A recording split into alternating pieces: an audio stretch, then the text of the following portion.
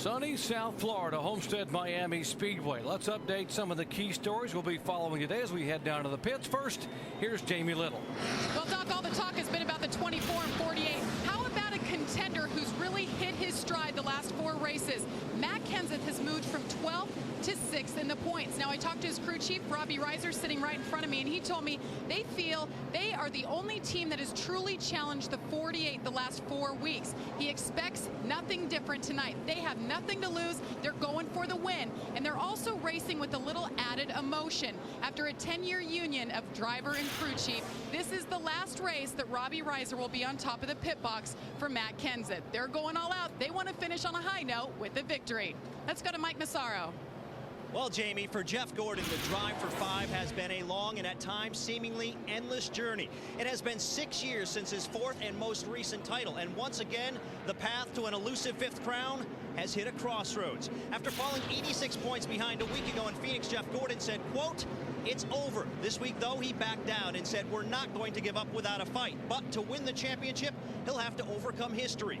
No eventual champion has overcome a deficit larger than 30 points in the final race to claim the championship. Jeff Gordon is trying to do that. Can he pull off the Miami Miracle? We'll find out in just 400 miles. Dave?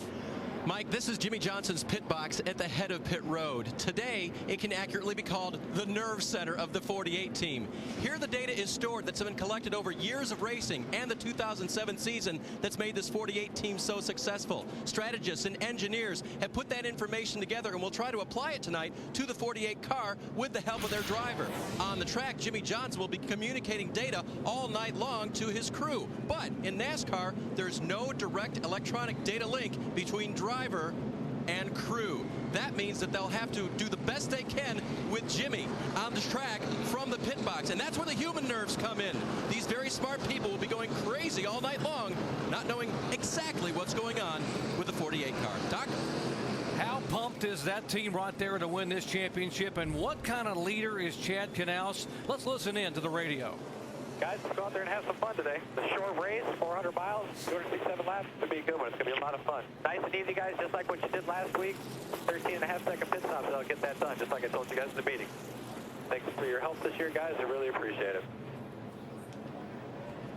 Lots of confidence on that team as they prepare to try to win 2 titles in a row.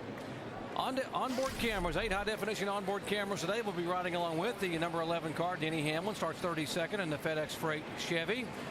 Kevin Harvick starts 8th in the Shell Pennzoil Chevrolet. Jeff Burton starts 9th, the AT&T Chevy. Dale Jarrett starts 26th in the UPS Toyota. Ricky Rudd, 38th in the Snickers Ford, his 906th and final start in an illustrious 32-year career. Tony Raines, 42nd, the Texas Instruments DLP Chevrolet. Carl Edwards, our in-race reporter, already heard from, 10th in the Office Depot Ford. And Clint Boyer starts 19th, the Direct TV onboard camera. 2 drivers trying to win a championship. Jimmy Johnson has the points lead, the confidence, all the momentum, 4 wins in a row. Jeff Gordon, the experience, the focus, and the fire in the belly to win his 5th championship. Star-studded field.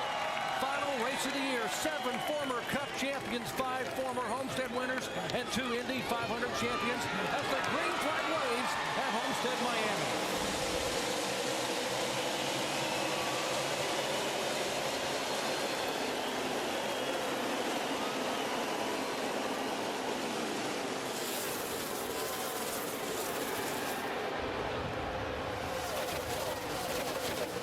Down the back straightaway, they pan out 2 and 3 wide. Jimmy Johnson, the points leader. He is the hunted. And right now, Jimmy Johnson's dead on the bottom of the racetrack. We saw last night in the Busch Series race, that was not the groove you wanted to run. You want to be on top of the wall, but Newman turns them loose and lets Jimmy Johnson take the lead. Check that off. That's 5 points that Jimmy Johnson needs right there. He can put that in the bank, and now he can just go down and just start getting down to racing. Started to say that Newman was really roughing him up for a little while, just wouldn't let him have that lead. Sailed down the back straightaway into turn 3, guys. But now Johnson's kind of thought a little different. He's just backing up a little bit, being a little conservative now, and letting Newman, it looks like Matt Kenseth, go for it right now. It looks just like Jimmy Johnson just backed off the throttle and said, okay, I got those 5 points. I'm just going to sit here and be not so much conservative, but I'm not going to be as aggressive early. Here's Jeff Gordon starting back in 11th position. Now he will try to pick them off one at a time on the inside of the 31 car. That's Jeff Burton. Remember, Jeff Gordon has to get there. He's got to get there and lead as many laps as he can and try to win this race in order to have a shot at catching Jimmie Johnson for the championship. Alan Bestwick. Doc, let's talk about the condition of this 24 car after the final practice yesterday. When he gets down to turns 1 and 2, the middle of the corners there were what crew chief Steve Letarte told me this morning they were trying to improve with the adjustments they made in the garage, but they needed to do that without making the back end too out of control getting into turn 3. Watch the center of 1 and 2 there, and the entrance to turn 3 as there's a challenge for the lead as you watch that 24 car.